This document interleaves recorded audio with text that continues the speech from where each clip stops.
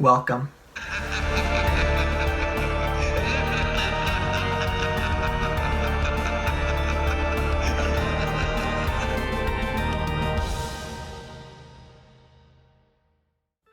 Let the Right One In, also known in its original language as Laut den Rätte Komma in, was released in 2008 and was directed by Tomas Alfredson. It stars Kåre, Hedebrant, and Lina, Leandersson, and is about Oskar, a 12-year-old boy who befriends a 12-year-old girl, who's somewhat of a mystery, but her arrival coincides with a series of murders in his town. So before we really start getting into the review, I just want to apologize. I scratched my cornea today, so if I'm blinking a lot, that is why. Tina, if you want to do something funny and add a blinking counter, you could do that. That could be pretty funny. But yeah, so I just wanted to let you guys know that before I start blinking this whole entire video uncontrollably. But let's talk about Let the Right One In, which I am so happy to say this was such a great movie. And drum roll, it has hit my top 5 of my favorite horror movies of all time.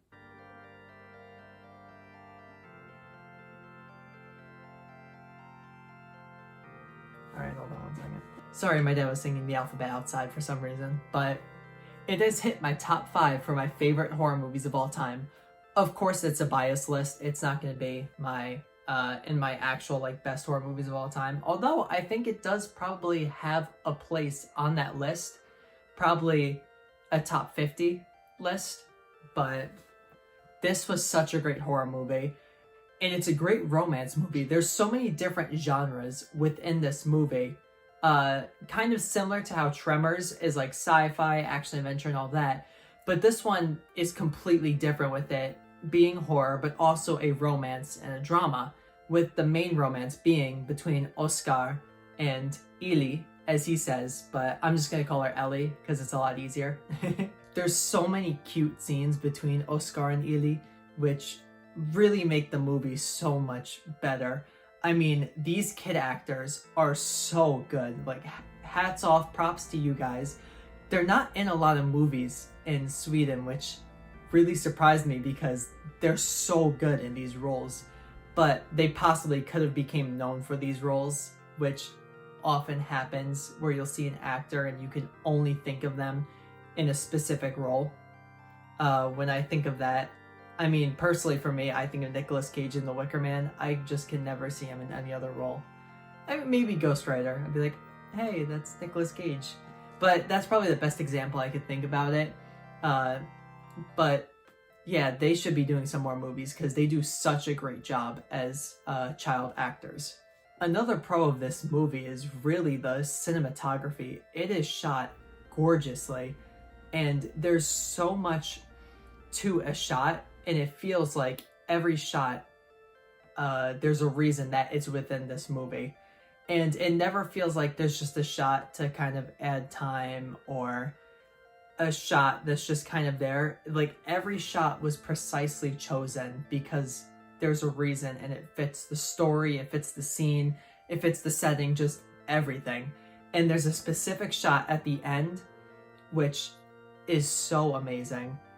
It's very dark, but it's such a great shot, and all I'll say is it's the after effects of one of the craziest scenes that I've seen in the movie. Another pro that I have with this movie is the score. It is gorgeous. It adds so much to the scenes that you could hear some underscoring, and that's all you really want with the score. I mean, you never want it to feel out of place or that it's doing too much.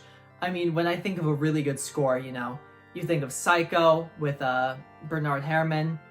That's one of the greatest scores in a horror film ever. It's perfect, it fits every scene, does a great job. I personally love the score to Trick or Treat by Douglas Pipes. I wrote a whole entire paper about it. But that one never feels like it's trying to overtake a scene, but it feels like it's adding to it, which is kind of like how it feels in Let the Right One In. it always feels like it's adding something to the dialogue or to what is being shown on the screen. And it never feels like it's too much, it's too loud in your ear, it's distracting. Never feels that way, which I really appreciated since I'm a music major myself and I love to listen to a good score. My last pro that I have to have with this movie is definitely the plot. I mean, it's a great plot. I already gave like a little tiny snippet of what it's about in the beginning, but it really just follows this romance between Oscar and Ili. And, you know, there's other characters, there are other side plots, but it never feels like they're in the way of portraying this main story, and it always adds to what's being shown. It adds another layer of like a dilemma, it adds to the rising action. Everything just feels like it's working perfectly in this movie, and it really does, because this really is a masterpiece. A masterpiece might be a little bit too overzealous of a title to give it, but I'll just say it's a super good movie that I really loved, and in my eyes is a little bit of a masterpiece. I'm surprised I never heard of this movie until like maybe 2 weeks ago. I mean, when I even forget what I was doing. I think I was looking up something for the movie Goodnight Mommy, which, if you haven't seen that film, that's a really good film. I'll review it at some point. But I was looking up to see if it won any awards, and that movie didn't. I was really surprised, so I started scrolling up, and I saw Let the Right One In. And I was just kind of clicking on different movies to see like what genres and stuff they were, and I saw it was a horror, and I was like, ooh, like, that sparked my interest. And I found out there was an American remake, Let Me In, which will actually be my review for next week. But yeah, so I started looking into it, and it won so many awards in Sweden, and I don't know why I said Sweden, but I said Sweden. There, it won so many international awards for like Best Picture, Best Child Actress, Best Main Actor, like so many awards. And I was shocked I never heard of it. I was like, I need to watch this movie. And to me, it lived up to all the hype and probably exceeded those expectations that I had in place of it. I do have a few flaws. I don't even want to say flaws, just like the tiniest little nitpicks that I have with it. With the first one being one of the side plot characters, I don't want to go into his whole arc because he has a little journey, but I feel like his arc, once it's reaching its end, becomes a little bit far-fetched, and it becomes a little bit of, how did you figure that out? Like, how did you know this? How did you know a character was going to be here when they were? It felt like everything was set perfectly for it to happen, but we were kind of never told that he knew most, I won't say all of it, because he does realize a lot of it and sees a few things. But yeah, it feels a little bit weird that he would be able to come together with everything and know exactly where one of the characters is going to be. Another pro that I could have, I personally didn't have, is that it is a slow burn, but it pays off. It really does. It's definitely not as slow as a burn as the English remake, which I actually watched that one first because I was watching it at my friend's house. Shout out to Austin, Michael, and Maureen. Love you guys. But we watched the American remake first, and I'll just say right now, that one was alright. It definitely doesn't compare to the original, but that one really is a slow burn. So compared to that one, this one, it feels like it's a little bit quicker, but I could see how people would think that it goes too slow. And really, that's my only small nitpicks I have with this movie. I really liked it. I thought so much was good with it. The special effects were great.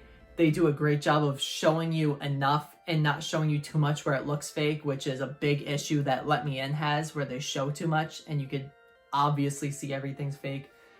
But this movie's so good, and this movie is what Twilight should have been. This movie is the best vampire movie that has ever come out, and I'm going to stick by that. I will say, though, that is close to Interview with a Vampire. That's a great movie, but I have this one ahead of it. So, overall, I'm going to give this movie a 9.75 out of 10. and I 100% recommend this movie.